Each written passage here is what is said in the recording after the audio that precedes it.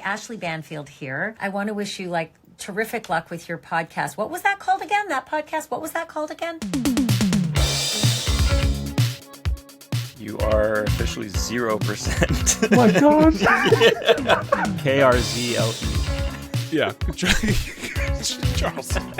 Yeah. Reynolds pulls out a banana and starts chewing it. Butterfly kisses. Oh my God. Hey, fuck these drums. The synopsis just isn't good. Oh my God. Okay. And on that note.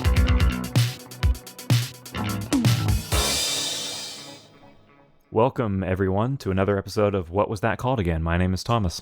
I am Will. And this is a movie podcast where I select 3 movies and I read their IMDb plot descriptions to Will, who then has to try to match the plot description with the correct title. And right. We're gonna right off the bat. Let's launch straight into drink check. Why? What do you got going on over there, Why Will? are we going straight into that? Because is there a reason? I hear there's some interesting things happening over there at your place. Does Will sound different already?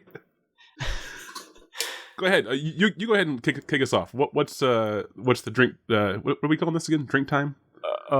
Drink check. Gulp.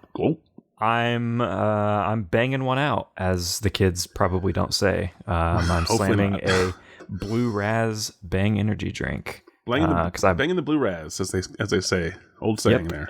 I'm sure everyone says that. Gonna go banging the Blue Raz. That's what I have going on because I've been really tired, and these things have so much caffeine that I usually get pretty shaky whenever I drink them. So you're up. How much caffeine is in one of those? 300 milligrams. Okay, we need to figure out how many. What is that equivalent to cups of coffee?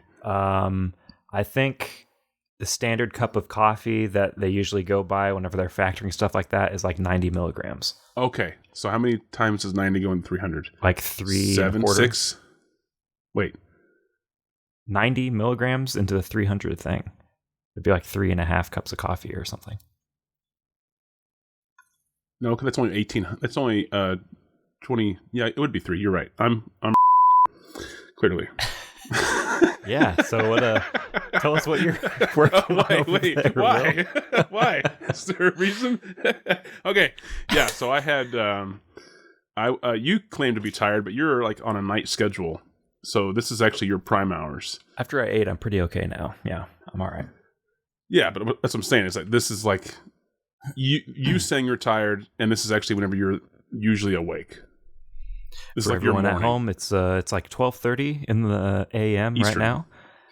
Yeah, May 25th. Always plan on recording much earlier than this, but then it doesn't work out. Well, and the reason we didn't was because you were sluggish. Yes, and I took a 2-hour nap, and I was sluggish because I've been up since 5:30 a.m. because I work a normal schedule, a more normal schedule, I should say, and so I've been up all day. And I was also sluggish around the time that we said we were going to record, which was about 3 hours ago. So I... as is tradition. Yeah, well, yeah, sort of. I mean, we've been okay with that. We're still in that transition period. Anyway, this is not work schedule time. This is drink time. So I also said I was going to get some caffeine, and I decided to make some coffee because I didn't have any other source of energy that was readily available in liquid form. Yeah, so you were unable to bang one out. I don't do the bang. I did the bang once. I don't like things that taste sweet but have zero sugar in them. That really confuses me. I feel like I'm drinking chemicals that I shouldn't be drinking. I mean, everything's a chemical, but I don't know. Anyway, so I made some coffee, and I have this package of very old coffee that an ex gave me from Brazil. It's Brazilian coffee. And it was delicious back in 2001. We sadly do not have any listeners from Brazil. So Not yet, yeah. Not yet. Pimpinella is the coffee, by the way. So Becky, yeah, it's like 3-year-old coffee now. Probably more than that, actually. I think it's like 4-year-old coffee because I think she brought it to me like right before the pandemic or during the pandemic. I don't know. Anyway. So I needed to get rid of it. So I decided to make a big pot just for myself, and I poured like an extra amount in the filter thing, and I brewed that. And then I could just tell from the smell of it that it was going to be not the finest tasting cup that I've ever had. So I decided to take 100% coca powder, unsweetened, and I put a dump truck load of that in my big mug that holds like 4.5 cups of coffee. And then I added way too much sugar as well. Not good for you, but I did it anyway. Yeah, I know. And it was still really not good at all. It was like really not good hot chocolate. Like imagine hot chocolate and then you just put really bitter stale coffee into it. That's what it was like. So I drank all of that very fast just to get past. It was like a medicinal thing, like where you just like down it just to get past it. So I did that about an hour ago. And then I watched a basketball game, and that got me pumped. And then I decided to finish the last 2 cups that were in the pot black, and I chugged about 1.5 cups of that. And then I made my ever traditional for the show vodka lemonade in a giant large Burger King cup. So that is my drink time. So Will is I feel my heartbeat in my ears. So a lot of things we don't want to think about happening in Will's gut at the moment. No, actually, no, I feel fine. I feel fine otherwise. It really is a cardiovascular event that's possibly going to happen during this show. So in the past, we've had me almost break my computer chair and be panicking for that reason. And right now, it feels like I'm running a marathon. So well, sidebar. Are you normally one to watch a basketball game? Yeah, so I figured you'd bring this up. No. Well, not that you know of.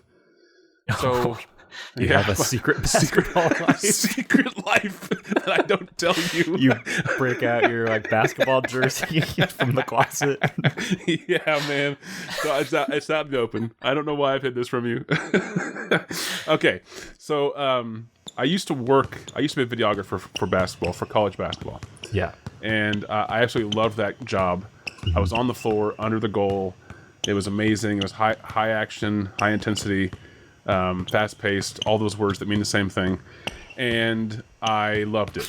And for that job, I had to not just learn how the game works, like the mechanics of the game, to know how where to basketball, to anticipate. Yeah. Well, I mean, being from Indiana and from the school that we went to in Indiana, you kind of have to, you just get to know basketball whether you want to or not, right? Mm-hmm. At least some of it. But that was high school.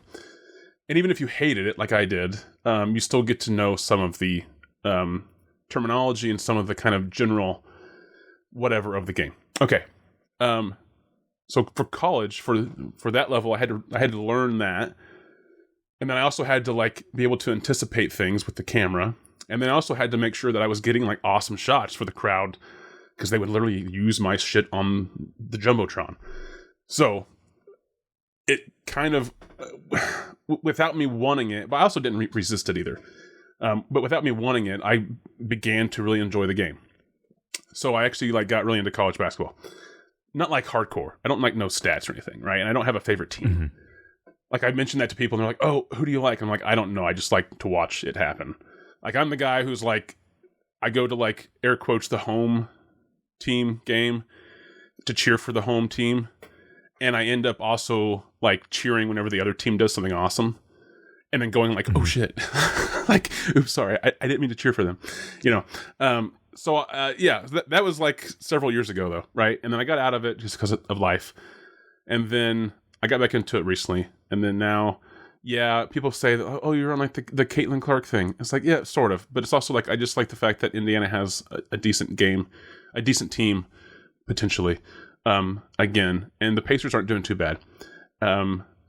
So it's not college ball. I understand that. It's professional.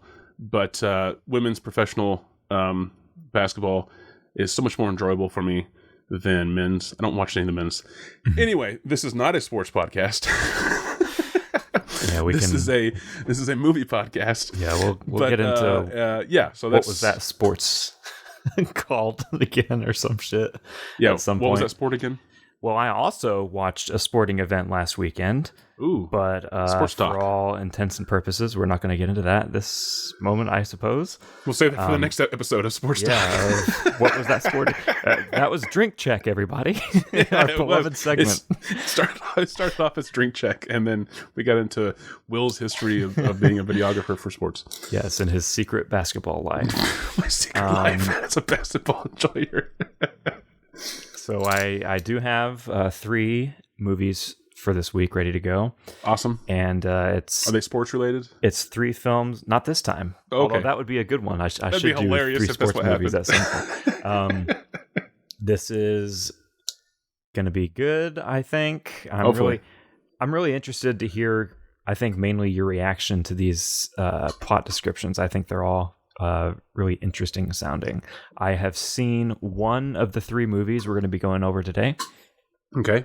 And without further ado, we can go ahead and dive in to our first movie, which is going to come from the year 2010. Ooh, okay, 2010. And the plot description from IMDb reads as follows. Despite being under heavy sedation, a young woman tries to make her way out of the Arborea Institute, a secluded, quasi-futuristic commune. Wow. Okay, I like this. Despite being under heavy sedation, a woman tries to make her way out of the Arborea Institute. Yep. A what? A quasi something? Yep, a secluded, quasi-futuristic commune. A secluded, quasi-futuristic commune. This is a 2010 movie. Does not feel, sound, or taste familiar. And none of my senses are going off, is what I'm saying. A secluded quasi-futuristic commune, and she's heavily sedated. So everyone knows, every time I read these plot summaries, Will holds his mouth open with his tongue out to see if he can taste the familiarity in the descriptions. I hold the headphones to my tongue, like a farmer testing for the wind. Yep. I like this though. Quasi-futuristic, a secluded quasi-futuristic commune. And she's heavily sedated and yet trying to make her escape. So I wonder if this is, you said the film is from 2010, but it's quasi-future, but I wonder also when is the present of the film set? Okay. I'm already in on whatever this movie is. I want to watch it. Yeah. So next. Alrighty, moving along. Your second movie is going to come from the year 2017. Oh, geez. We're keeping these within my birth years. Okay. Yeah. You were born in both of these years so far. Yes. It was a long gestation period. It was really laborious labor on my mother. Yeah. The description from IMDb for this film reads as follows. As kids, they escaped a UFO death cult. Ooh, what? Now, 2 adult brothers seek answers after an old videotape surfaces and brings them back to where they began. 2017, as kids, they escaped a UFO death cult. Yep. And then a videotape resurfaces, which brings them back to where they began. That's correct. A UFO death cult. That's fascinating. So, did the cult must have pledged their lives to what they assumed was some potential abduction or at least visit from just a UFO, not even aliens. They just wanted to see a ship. And in fact, they just wanted to see something that they couldn't identify, because that's technically what a UFO is. Yeah, it's an unidentified flying object. As soon as you call UFO an alien spaceship, it is identified. So they just wanted to see something they couldn't explain, and then they were going to kill themselves. And that's a interesting thing that people overlook, is you say UFO and they instantly jump to aliens, even though it's literally unidentified. Listen, it's fine if you want to instantly jump to aliens, but you can no longer call it a UFO if that's the case. Yeah. That's why they're all UAPs now. Oh yeah, as we learned from Nope. That's right. Okay, so 2017. You said two brothers. That's correct. Two brothers escape. Sorry, I'm trying to recap this, and I already forgot. Yeah, I can read it again. Okay, thank you. Yeah. As kids, they escaped a UFO death cult. Yeah. Now, okay. two adult brothers seek answers after an old videotape surfaces that brings them back to where they began. That's right, the old videotape. So the old videotape resurfaces. Does it resurface or does it just surface? It says an old videotape surfaces. Surfaces, okay. Yep. Right, so they didn't know about this tape before. Okay. So an old videotape surfaces and brings them back to where they began. So clearly they escaped this cult thinking that it was a bunch of just craziness. I'm assuming that their parents were probably in the cult, maybe. Like them as kids. I don't imagine that they just joined this cult without, someone forcing them into it. So then I'm assuming that they also got out of the cult thinking that crazy time that their parents did that nutty thing is in the past. And then all of a sudden there's this footage that is discovered that maybe highlights that there's more to this than possible. It sounds, again, this one also sounds interesting. I still am really intrigued by the UFO death cult idea. Mm-hmm. Yeah, that's yeah. Okay. And that was 2017. All right. Yes. Third and final synopsis, please. Your third and final one comes from the year 2013. Okay. And your synopsis for this one reads as follows. Strange things begin to happen when a group of friends gather for a dinner party on an evening when a comet is passing overhead. 2013. Strange things. Say this one again. Sorry. Yeah. Strange things begin to happen when a group of friends gather for a dinner party on an evening when a comet is passing overhead. So this, okay, I've mentioned this before. Let me just try to get this one set in my head first. Mm-hmm. So 2013, strange things happen to a group of friends at a party or something whenever a comet passes overhead, right? Okay. So I've said this before. I think I've recalled this before. This does feel familiar, but only because it feels like this play that I was a part of, that I did behind the scenes stuff for in college, that was called Almost Maine. And the whole plot of the play was set over it was multiple stories that were all linked through something happening in the sky, and I don't remember if it was a comet or if it was like just the Northern Lights. So that's the only reason why this feels familiar. This is 2013. I mean, I was alive then. This doesn't sound familiar. I don't think I've seen this. Maybe. Strange things happen to a group of friends at a party when a comet passes overhead. Why does that? It does kind of feel familiar. Okay. I want to recap. So the first one was 2010. Mm-hmm. And it was a heavily sedated woman tries to escape a secluded, quasi-futuristic commune. Yep. Okay. And then the second film was from 2017. And that was two young kids escape a UFO death cult. Not death cult. They can hear.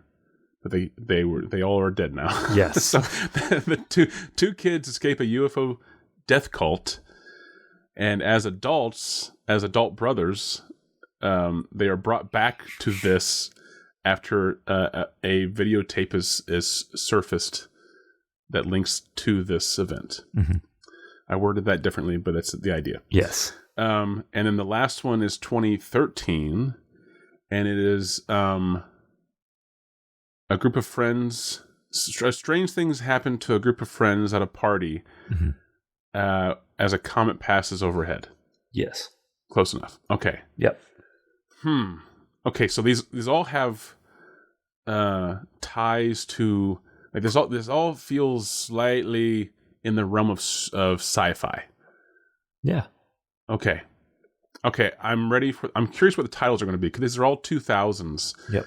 And these are all like late or early 20-teens even. Well, I know they're all throughout like 2010 to 2017. So titles then, like, we're kind of all over the place. Okay, hit me.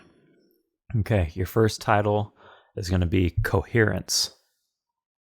Say that one more time. Coherence? Coherence, yep. Coherence. That doesn't sound familiar at all. Coherence.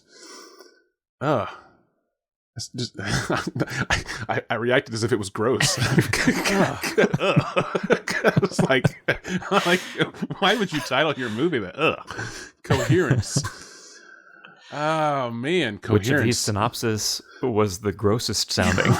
was not even gross. It's just like icky. It's just off-putting. Ugh. It's like sticking your hand in like gum underneath the desk. Ugh. That's what this title feels like.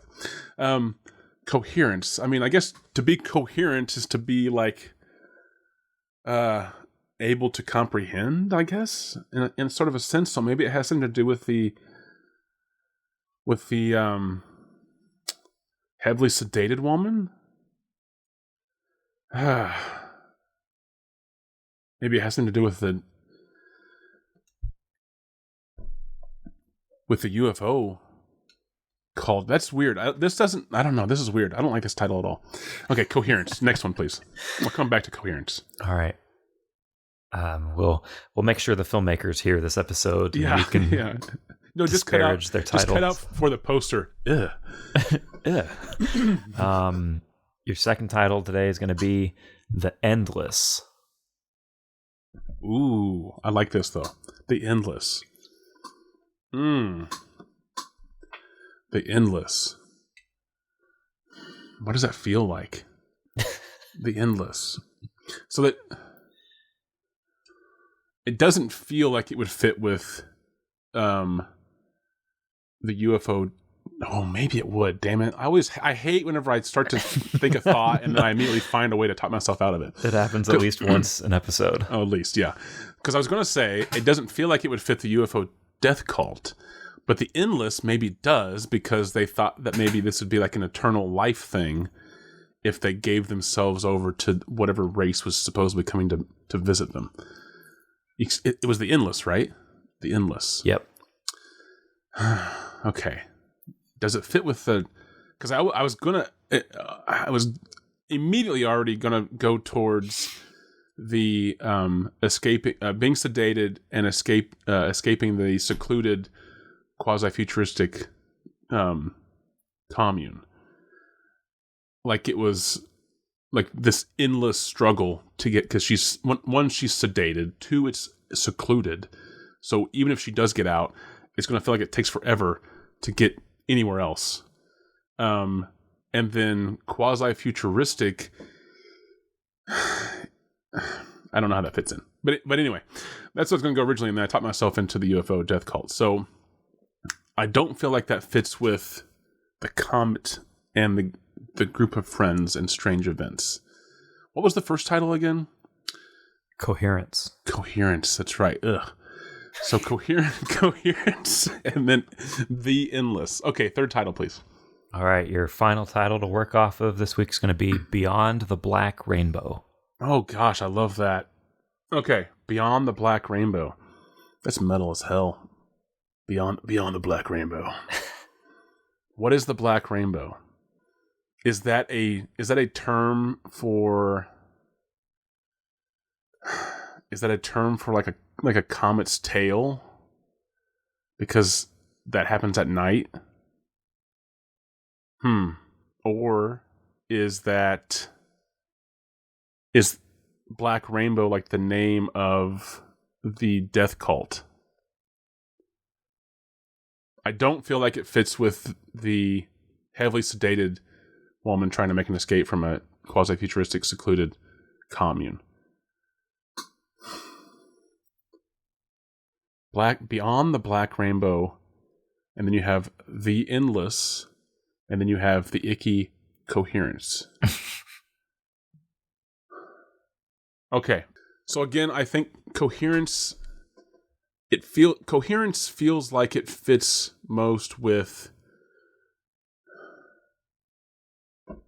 the heavily sedated woman escaping from the secluded quasi-futuristic death cult. Commune. Commune. Thank you. Because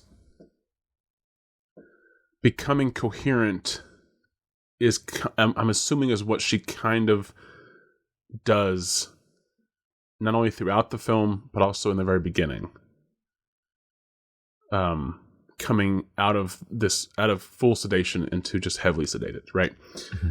She becomes coherent of her surroundings, of her situation, and of the truth that it's a quasi-futuristic commune. So I'm going to lock in Coherence, as icky as that title is, as the 2010 movie about a heavily sedated woman making her escape from a secluded quasi-futuristic commune. Coherence.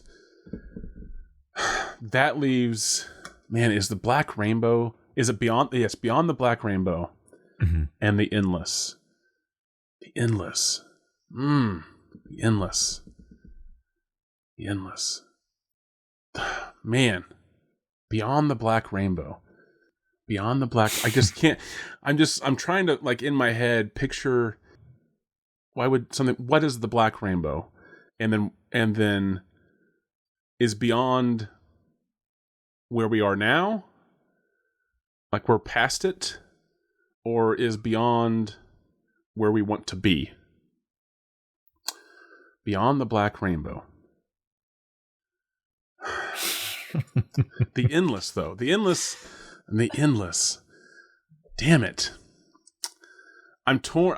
Basically, right now in my head, I'm having this mental battle, and this battle, the battlegrounds, I should say, of this struggle in my head right now are solely on the 2013 movie of the UFO death cult. That 17. That was 2017. 2017. Okay. Well, anyway, the UFO death cult is where I'm struggling. I don't know for sure if it feels like it could be either one.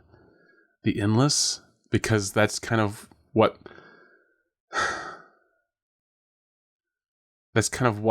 maybe the cult was preaching.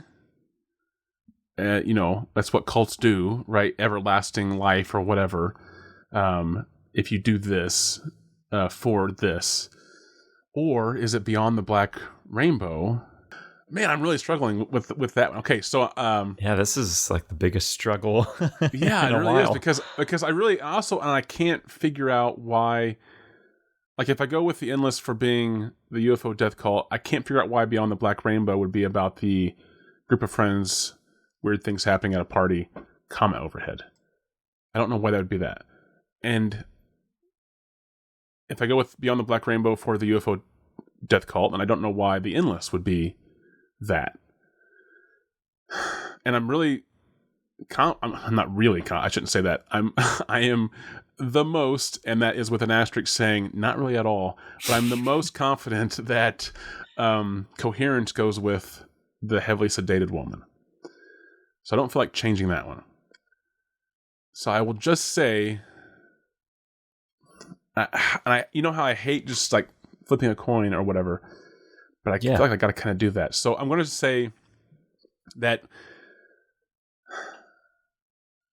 Damn it. Okay, I'm going to say that the 2017 film of the two children escaping a UFO death cult, and then as adults discover a recording that brings them back to the scene where they began. I want to call this one The Endless. And I say that with a huge amount of hesitation. I can tell. Yeah. so can everyone else. Hesitation. Which leaves the 2013 film of the group of friends at a party have a weird night. Strange things happen whenever a comet goes overhead, as for some reason Beyond the Black Rainbow. Locking all those in. And I will also say that I feel like I got none of these right. Well, You did. None of this right. No. You did get one of them right. Okay. I feel like coherence has to be, gosh. It doesn't have to be. I could be wrong on that one too.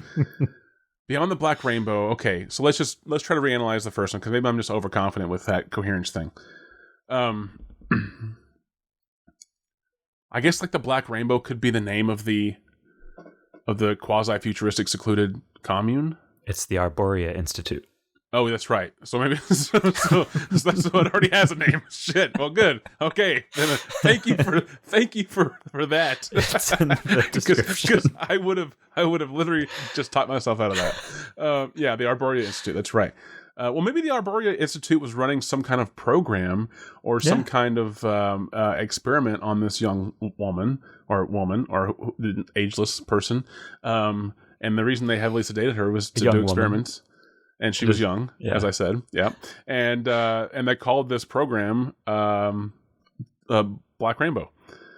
And so she's getting beyond it, like beyond Thunderdome. She's getting beyond it. Beyond it. She's moving on with life. Okay. No, I'm going to stick with that main coherence. Okay, so I'm just going to flip the other two.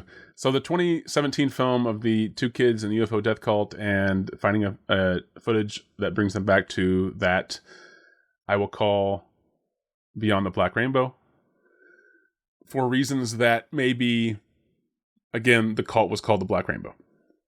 Okay. Because I don't remember a name in that synopsis of the cult. So I think I'm safe there.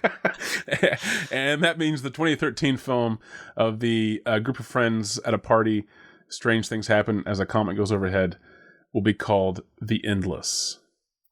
Final. And you're 0 correct. Wow. So coherence was not the first one. Damn it. Okay. Nope. Your first title from 2010 is Beyond the Black Rainbow. Damn it!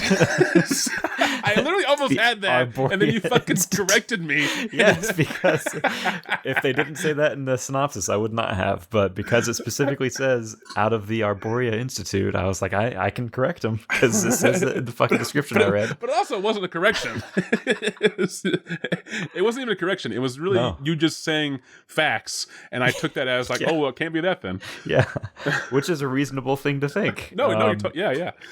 Okay. Yeah, so Beyond the Black Rainbow. This film is currently streaming on Plex and Tubi, free with ads. I will say, just I want to butt in. Out of the three, this one sounds the most interesting to me. Like right off the bat, I still really want to see this. Well, me too, because I have not seen this. It is the directorial debut from one Panos Cosmatos. Oh wow! Okay. We would know from Mandy. Mm-hmm. So the title makes way more sense now. Yeah, you can completely make that connection if I gave you the director. Yeah. This movie was funded primarily with royalties from his father, George Cosmatos' film Tombstone from 1993, the Western. Okay. Yeah, so I thought that was really cool. Nepotism. I wasn't very, but I will say that whenever I was picking these movies, I had a very slight hesitation about using Beyond the Black Rainbow, which I moved past within like 5 seconds because I know that you don't remember things. Nope. But I have shown you the trailer for that movie. Probably. And if you saw the trailer again, I think you would remember the trailer. Definitely. It is visually amazing. Yeah. And I need to watch it. Yeah. I mean, I can easily probably say that I would remember the visuals. Yes. But that doesn't even mean that in the moment I remembered the title. Yeah. Yeah. So yeah, I look forward to watching that on Plex free with ads while I can, because we're going to support them over Tubi. Nice. So 2017 film is The Endless from directors Justin Benson and Aaron Moorhead. That sounds familiar. Whom have become rather prominent indie film directors, pretty well beloved filmmakers. They also did the movies Spring. They did a movie a few years ago called Synchronic that I still have not seen yet. They did a movie from 2022 that they did during I think it was during lockdown, called Something in the Dirt, that I actually was able to watch the Sundance premiere of, because they did Sundance virtual that year. That's right, yeah. And that was one of the 3 movies that I chose to watch, because I think Benson and Moorhead's movies are always very original, so creative. They're always really interesting. They often star in their own movies, as they do in The Endless. They are the 2 leads who play the brothers. Oh, okay. They are. This movie was. Sometimes they collaborate on screenwriting. Sometimes one or the other gets sole credit. This one has a sole writing credit to Justin Benson. But Benson and Moorhead both play the 2 brothers in the movie. And I read in the trivia that they often play the leads in their own movies purely just to keep the budget low. The movie was shot in 18 days. Nice. It is currently available with ads on Plex and Tubi, and it's also streaming at the time of recording on Peacock. And then the last thing on this one is that I read that it premiered at Tribeca in competition, and it was the first genre film to play in competition at Tribeca since Let the Right One in 2008. Oh, nice. So after 9 years, it was the first genre film to play in competition. It was pretty cool. Yeah, but they don't make genre films that often, though. Yeah, I know, never. Not very often. No, not at all. 2013 film is Coherence from a filmmaker, James Ward Burkett. I have not seen this one. This one, at the time of recording, is streaming free with ads on Plex, Pluto, Tubi, and with a subscription to Prime Video at the time of recording. And so, this movie is improvised. And I read that instead of scripts, the actors in the movie were each given small paragraphs of goals for their character to achieve each day they would film. Interesting. Okay. And so this allowed the story to unfold naturally and create genuine reactions to each other's performances, similar to how the Blair Witch Project was done. Right. Sounds to familiar. Those of us who are lifelong obsessives with the Blair Witch Project, that's pretty much how that movie was done. The movie had, according to IMDb, a $50,000 budget and was literally shot over the course of 5 nights. Oh, wow. In a single location, which was the director's house. Low budget. The director's wife, at the time of filming this movie, was 8.5 months pregnant. Oh, I thought you were going to say it was 8. I was like, what? No. And he wanted to shoot the film in the house, and the only way that she would allow that to happen is if they could do it in 5 days. Fair. Okay. Yeah. Yes. It's like, you can do it, but you're out in a week. Yeah. The movie had 5 crew members on set only. The director, the DP, 2 sound people, and a producer. And the wife and child. Yeah. Uncredited. The child within the womb. Yes, yeah. It was actually EP. They were the grip. Yes, yeah. Best boy. There we go. The story itself. So the movie was shot over 5 nights. The story itself was actually worked on for an entire year. So everything was completely specifically done within a year. And I actually read that baby was conceived while they were writing that story. Yeah. Yes. Fun fact. I read that there were things that would happen. I read that so the actors, for the most part, were kind of figuring things out as shooting was happening. Sure. And I was reading how some of the actors that were in the movie were kind of nervous about certain aspects of it that were unfolding because there were things that they didn't know were going to happen. It said that they knew that they trusted the director, who was also the writer, completely with what was going on. But it said that there were revelations that happened as a surprise to them in the moment that completely caught them off guard and surprised them in ways that made it really interesting to work on the movie, evidently. One of the actors, this woman, Lorene Scafaria, who plays the character Lee, had no idea what kind of movie was being filmed while the rest of the cast had done test footage beforehand. So That's always good. She did not realize until day 3 that the film was not supposed to be a broad comedy. Oh God. It's one of those light bulb moments that you wish happens earlier. So yeah, this made me super intrigued, and I look forward to watching this. Especially, I want to pay attention to that character and see how her performance evolves. See if you can find day 3 of the shoot, because it was also shot chronologically. So I look forward to seeing that shift. Yeah. Okay, so is that all you have for those films as far as fun facts and stuff? Okay, so I'm gonna have a little history, Will's history. Sit down, children. So back in, when was this? My goodness, 98. No, but it feels probably as long as that. I want to say this was 2012. No. This was before film school. So this is probably, 2011, before I left for California. Okay, so back in 2011, a couple friends and I, we had this idea for a horror film that took place in one general location and also sort of in real time. And this was coming off of my theatrical run, we'll say, in college whenever I was studying theater. And I was already a big fan of improv and spontaneity whenever it comes to performing. And I wanted to incorporate that as director and writer into this film as an idea, or as a process. For the same reason that you mentioned here with what was this called again? Coherence. Yeah. Okay.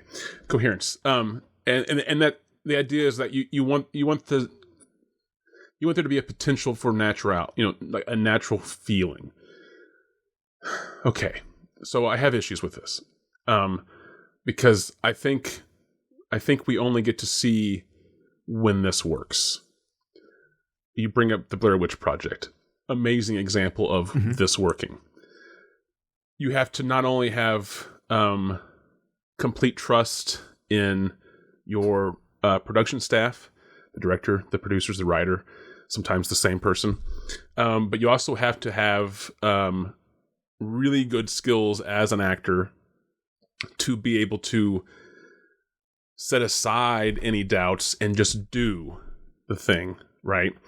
And then you also have to have the skill set as a human, regardless of what your role in the film is, but especially as actor, you have to have the skill set to be able to quickly communicate with your fellow crewmates, especially your fellow actors.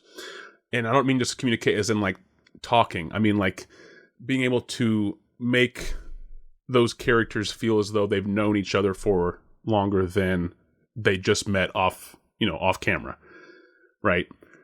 You have to have that. All of that has to be there before this idea of, it's improvised, so it'll feel natural.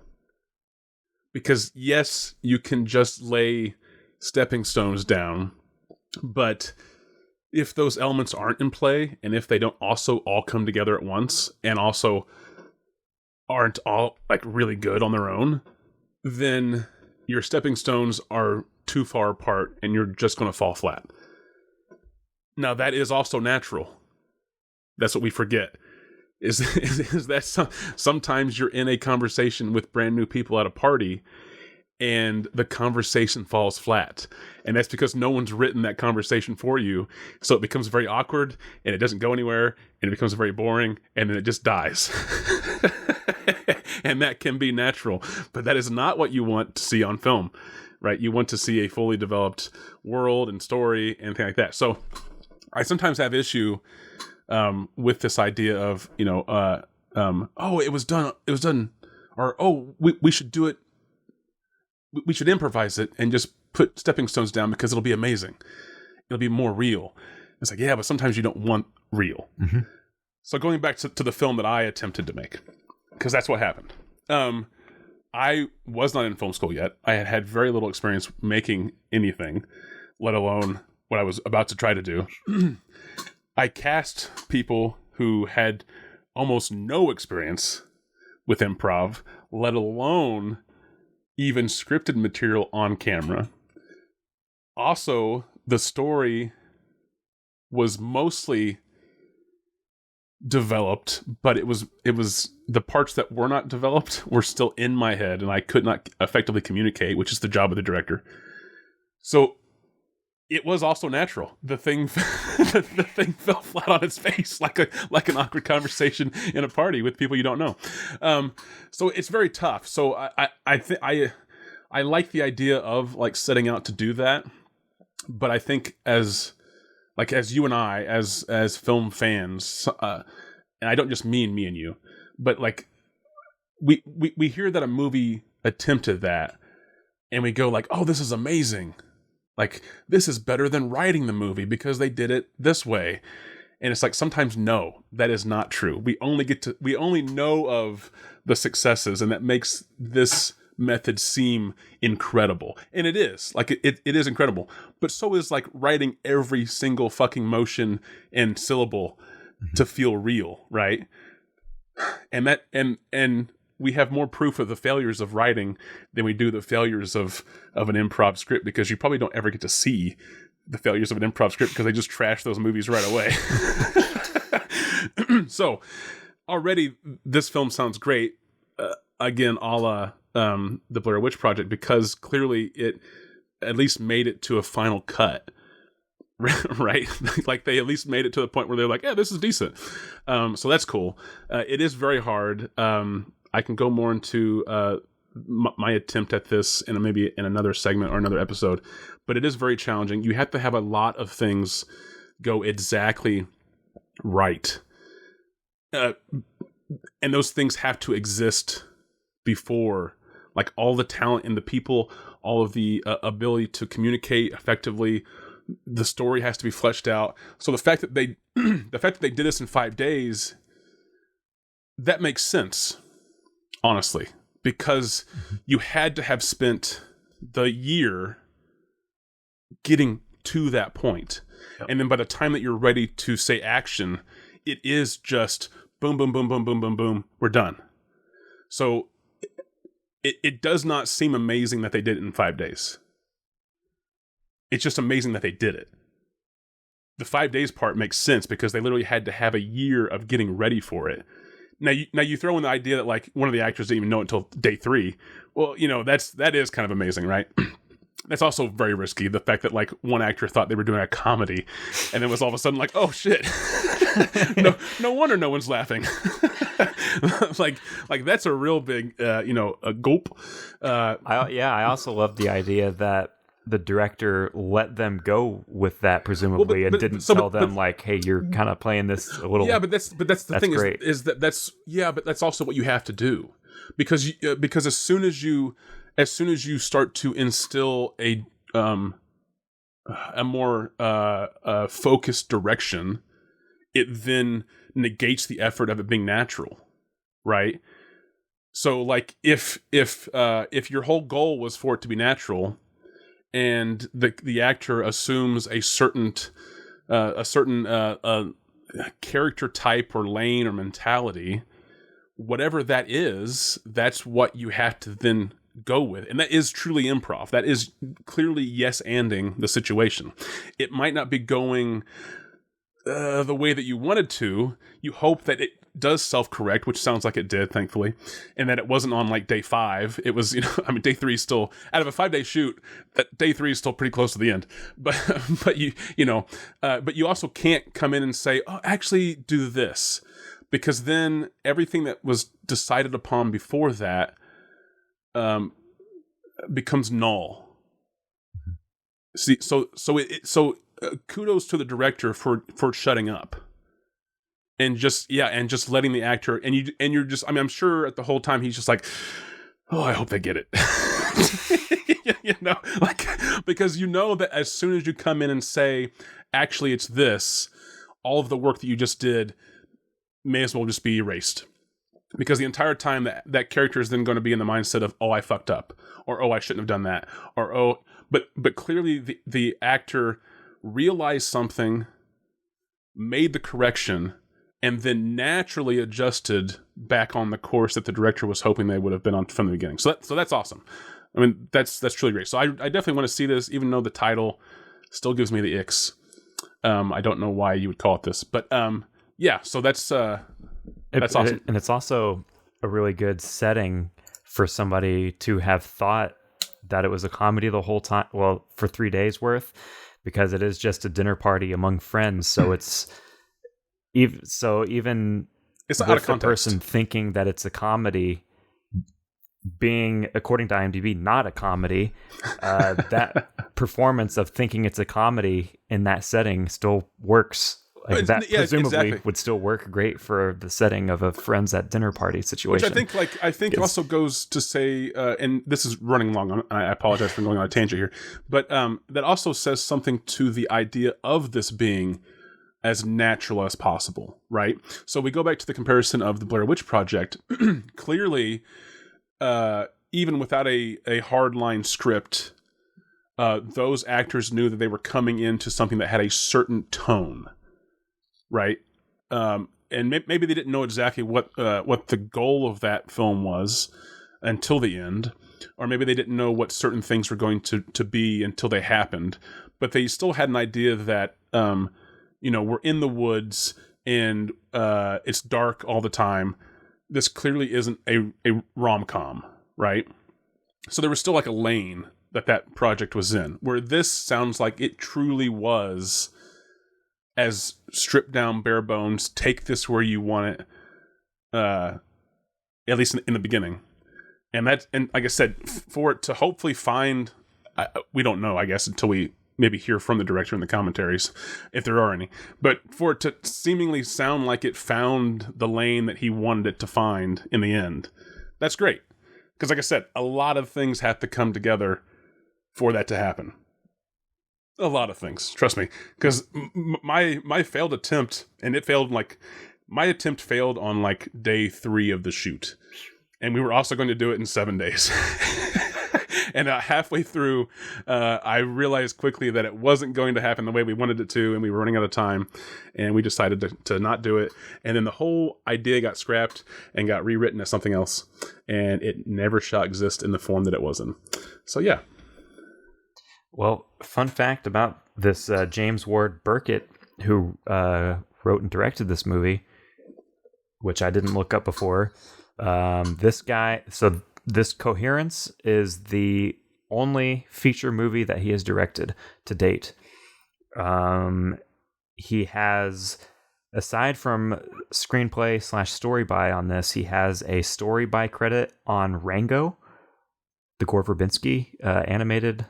Oh, like really? Gecko or whatever movie with Depp.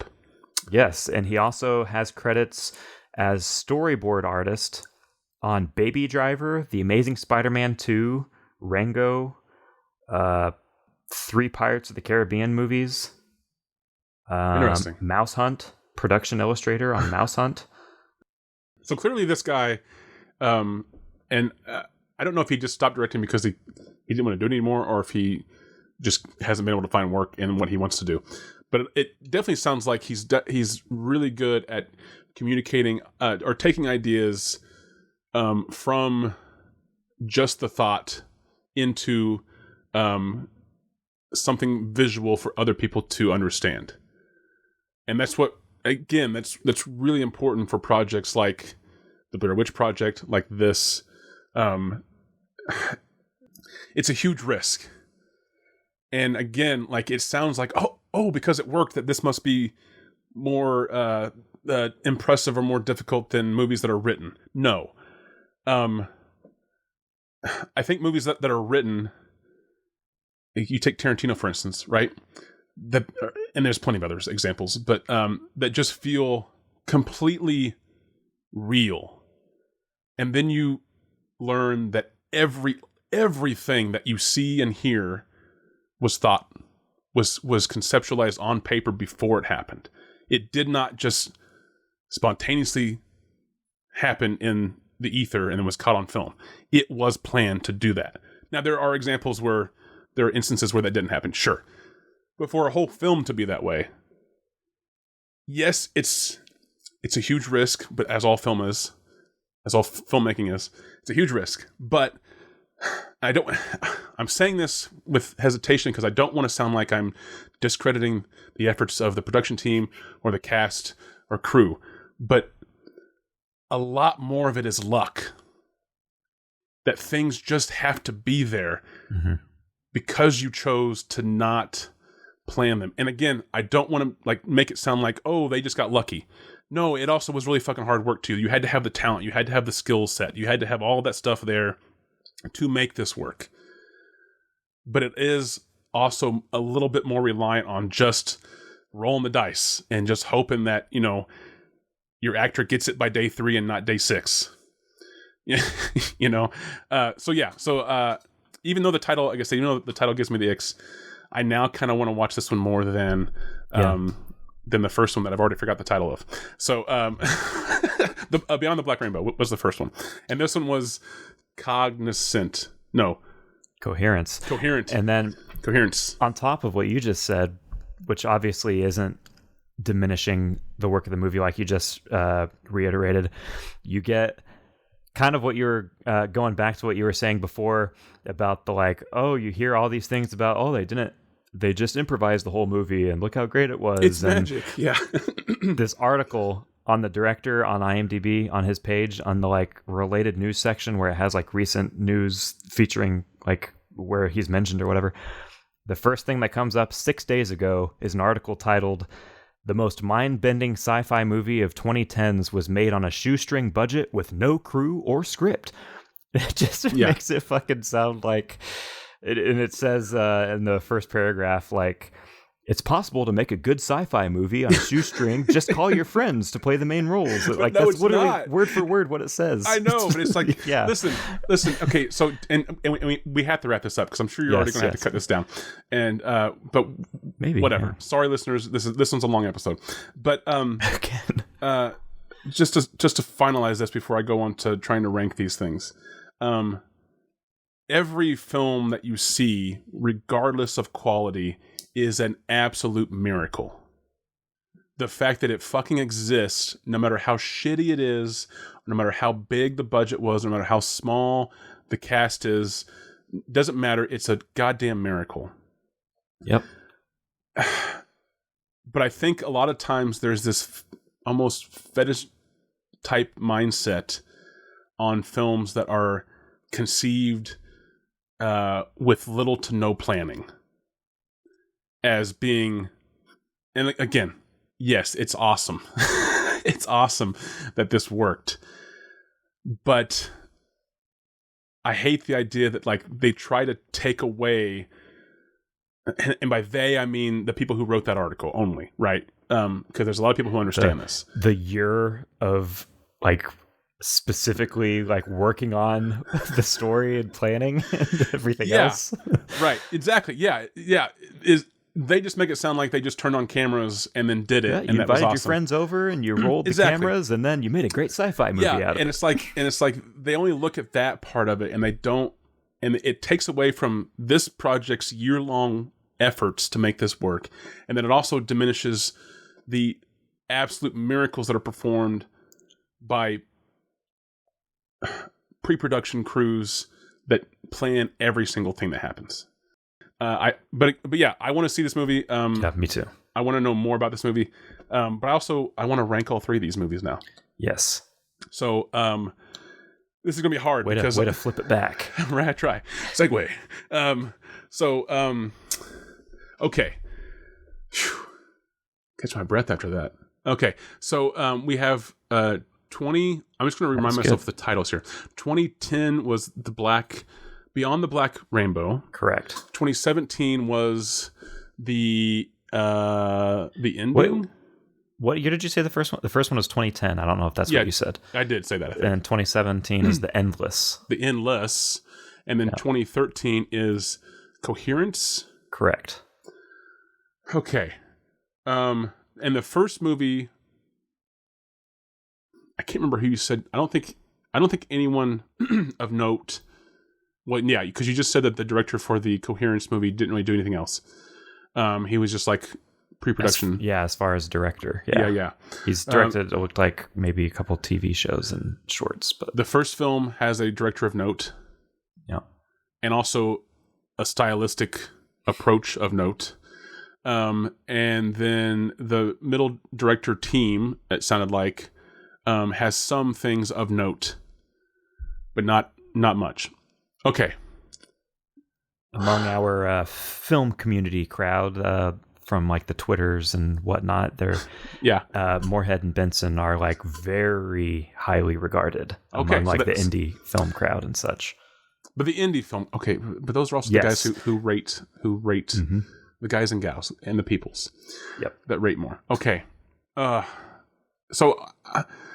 These guys make the kind of movies that we look at as like, this is amazing and original and so strange, and there's no other movie that's like this. But really, this sounds like all three of these people. Like all, but all three of these films. Yes. Okay. So let me try to get a range here.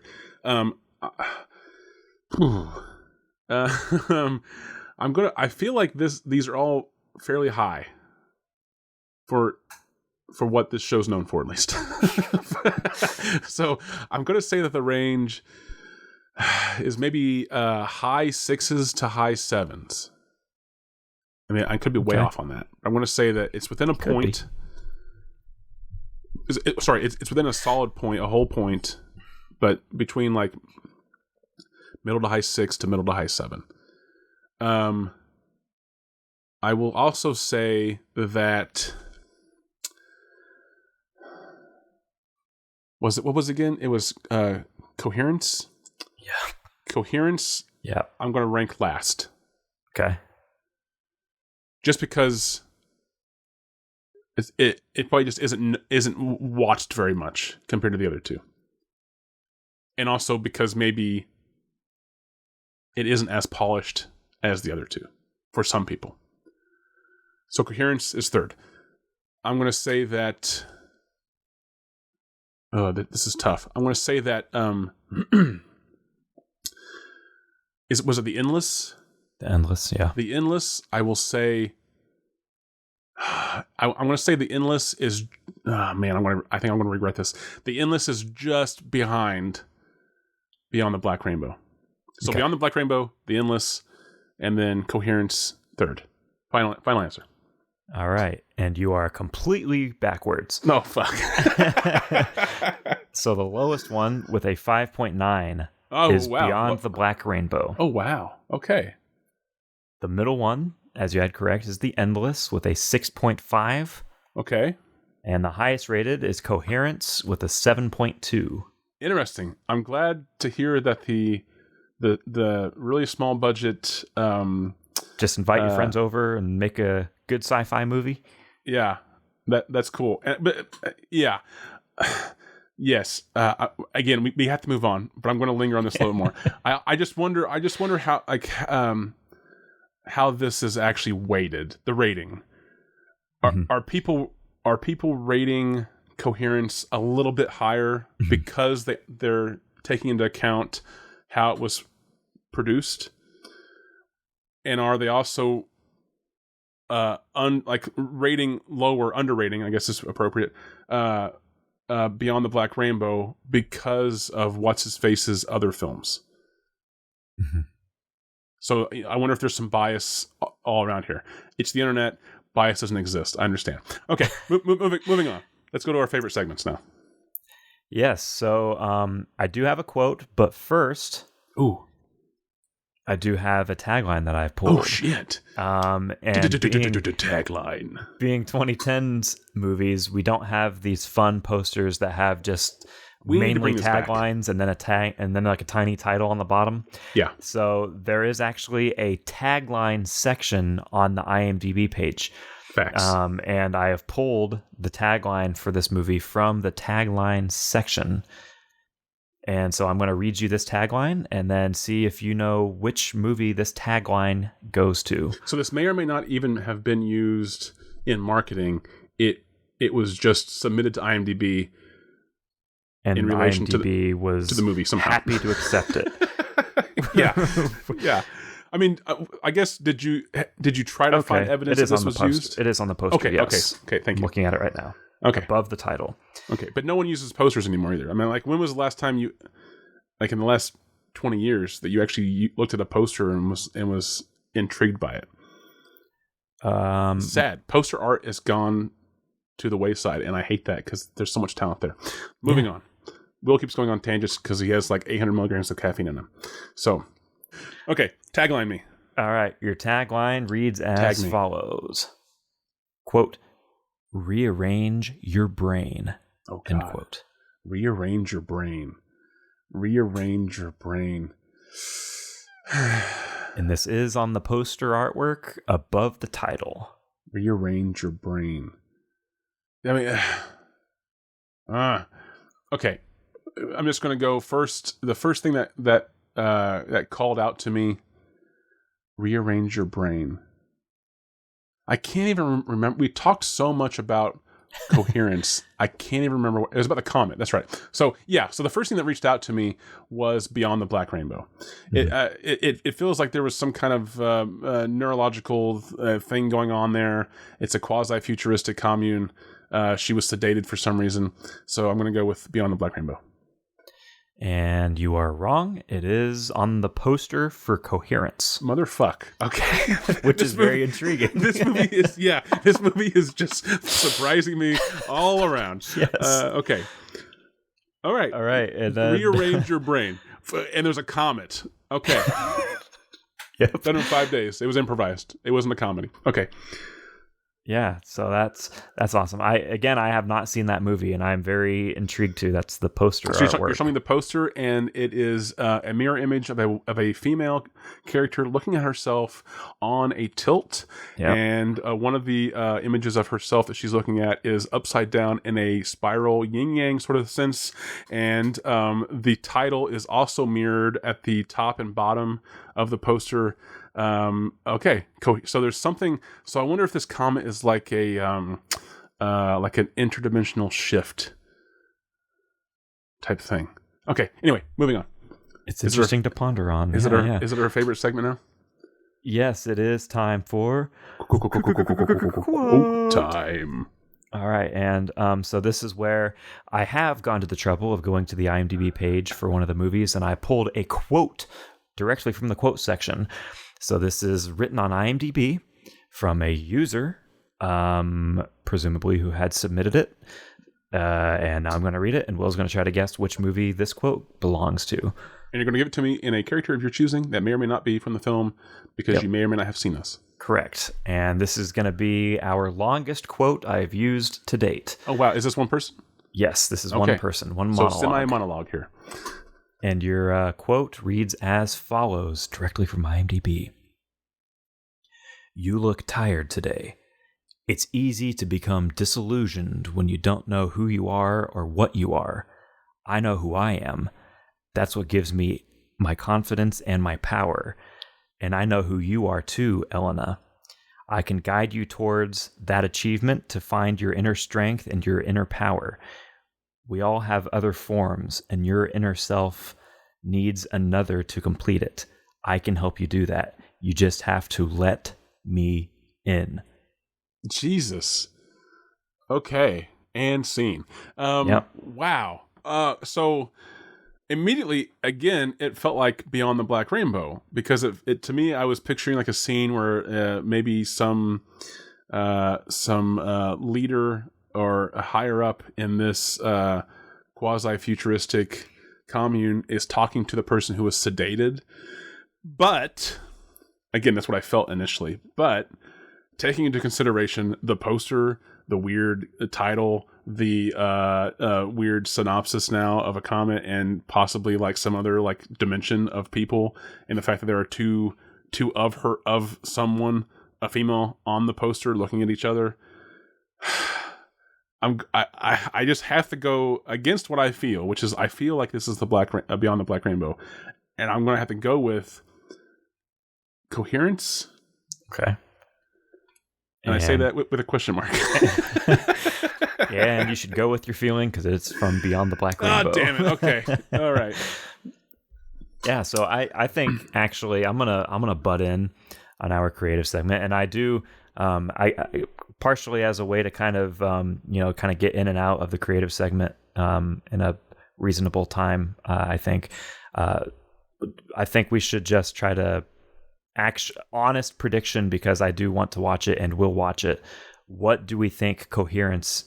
Like, what is actually happening in coherence, basically? Like, what do we think is so actually... So this is a prediction? So we're going to go... Yeah, like an honest, actual prediction, like what is happening at this dinner party, yeah. So are we going to face off as far as you have an idea, I have an idea, and we'll see what's right? Or are we going to just say it together? Probably say it together, because I think you're probably onto something. Okay. That's a lot of assuming. My question that I want to start with is whoever is hosting this dinner party aware that something strange is going to happen, or do they just have a dinner party and something just happens to happen? Okay, so that's the first question. Because I'm going to go with that whoever is hosting the dinner party does not know that this is going to happen. That's what I'm going to go with. Is that what you want to go with, or is that what you think happens? I'm asking you that to clarify. Both. Okay, good. That's fine. Because what I want it to be is that the person hosting the dinner party knows. Mm-hmm. In the sense that, like, they at least have an idea of this comment and what it might do or mean, and that they wanted to get all their friends together to possibly experience this. But you're saying that they don't know, right? I think that they're aware of the comet passing overhead, and perhaps that's but the what party's not intentional? Instigated the party. Like, maybe they do have the party as like, oh, this comet's going to go overhead. Let's have this dinner party, and we can also like see this happen. But they don't have any idea. But they of, don't like, know what's going to happen. Yeah. Okay, so aside I'm saying, from just the comet going by, I'm saying that I want them to have that intention of also either having a conspiracy theory about the comet or actual knowledge of the events that may happen. That's what I want. But what I think, as I'll agree with you, is I think that they're just having a party, and maybe it's like one of those things that, like, like you said, they're aware. Everyone is aware that this comet's coming over, and maybe it's like it's Michael's birthday, so they're like, shit, let's just do it on the night of the comet, whatever, right? And so so I'll agree with you that it's the gathering is tangentially related to the comet passing over, but not intentional in the sense that they know what may happen or what ends up happening. And then as far as what ends up happening, are we thinking then based on the poster artwork and kind of what you were getting into a little bit, are we proposing and like also an the alternate tagline. Dimension, like doppelganger situation? Yeah. I think like a shift or like some kind of rip. And the tagline, rearrange your brain. Yeah, exactly. Yeah. All right. On the poster. Yeah. Yeah, I mean, I just feel like from the poster and from Rearrange Your Brain that there's some kind of like tear in time, or some kind of like passing of two dimensions very closely, and being able to see or experience that other self during this something along those lines, very sci-fi, very otherworldly, but I don't want to say aliens. Right? Okay, yeah, what do you think? Do you agree with that? I think so, yeah. I think the poster with the mirrored right, image like that kind and of. Also rearrange your mind. So my question then for this prediction, and if you have another one, that's great. Otherwise, this is all I've got. Is what is so we've already said that like this party is maybe planned to be on the night of the comet, but do you think that they're holding this party specifically just to see the comet, or what is this party? Or is this party related to something else? I think. So kind of like I threw out just as a sort of example or joke earlier that it was like someone's birthday and they decided to hold the birthday party on the night of the comet. Or are we saying that they are specifically getting together just for the viewing of this? My prediction is just for the viewing of this. Okay. And then it turns into that and then some. All right. Do we have any other questions to answer? Otherwise, we'll recap what we've said. Oh, and also too, where in the movie is this party? Is this do we start right at the party? Or I think knowing that it's at least shot in one location, I think that my prediction is that the opening of the movie is like maybe it's like the first couple or whatever, like arriving at the house and like going inside the characters. Or whatever. Okay. So do you have anything else to ask or to predict? Are there any deaths in the film? Do we have a body count in this movie? I honestly don't know. I've never watched the trailer. I've not seen a frame of this movie. I don't know anything other than what I read. I'm going to say this and add something. I say that there are deaths, or at least disappearances, that we at least lose people that we started with, right? And I will say, based solely on the poster art, that that those disappearances / deaths are not limited to the characters that we are first introduced to at the party. Oh, meaning that if we do see doppelgangers or other dimensional versions of ourselves, it could be the other me that dies occasionally rather than the me that you first were introduced to. Okay, so let's recap then, and let's wrap this up. So we're saying that the party is at the very beginning. We're saying that the movie opens with an introduction of the party guest. We're saying that the party is initiated for the sole purpose of getting together to celebrate and be together as the comet goes over. That the party is unrelated to anything else other than that. We're also saying that the host of the party had no intention, nefarious or otherwise, of knowing what would happen after or during the comet's passing. And then we're saying, did I miss something? Because I think the only other thing we're saying is that there may or may not, that there may be deaths or disappearances, but there may not be limited to those that we started out with. And we're guessing that it opens with like the arrival of the guests at the house. And, okay. Is there anything else? I don't think that was it. Okay, so hopefully we're right. We will come back hopefully within the next week or two of this recording.